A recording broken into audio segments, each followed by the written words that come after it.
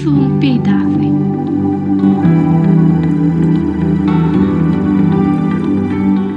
Suw adamzadyň ýaşaýyş çeşmesidir. Adam bedenindäki ýeterlik mikdardaky suw köp wagtda peýda bolup durýar. Adamyň derisini arastalaýar, görüşüjülük ukybyny artdyrýar. Şeýle hem suwa limon goşup içýärler. Lukmanlar limonly suwuň birnäçe peýdaly taraplaryny belläp geçýär.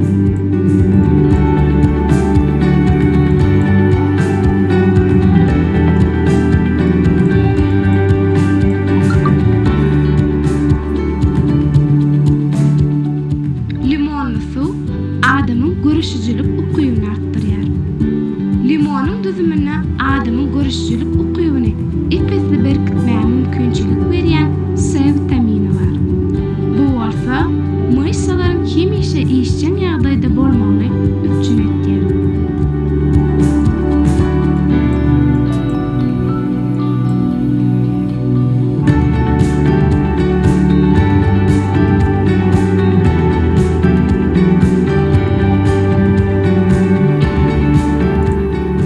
Limonly suwuň derini aralamakdaky täsiri örenlidir. Limonly suw deridäki ýanmalaryň hemde yaralaryň çat gowlanmagyna täsir etýär. Limonly suw iýmit syňdyryş ulgamyny peýdaly. Iýmit syňdyryş ulgamynyň käbir kynçylyklary aňsat çözüp bolýar.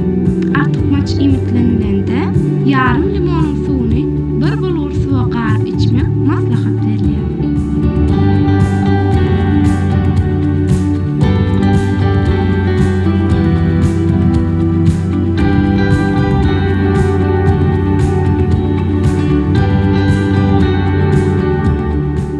Limonly suw kan basyşy gadalaşdyrýar. Limon garlan suw kan basyşy gadalaşdyryp, şeýle hem ýürek urusyny, dem alyşy gadyda saklaýar. Limonyň kaliýum mineralynyň köp bolmagy ýürek damar kesellerine garşy göreşmeň iň oňatly usulydyr. Her gün ir bilen limonly suw içmek bedendäki artykmaç duzlaryň çykmagyna ýardam edýär. Bu bolsa deriniň maýşgatlygyny artdyryp, garylygyň öňüni alýar.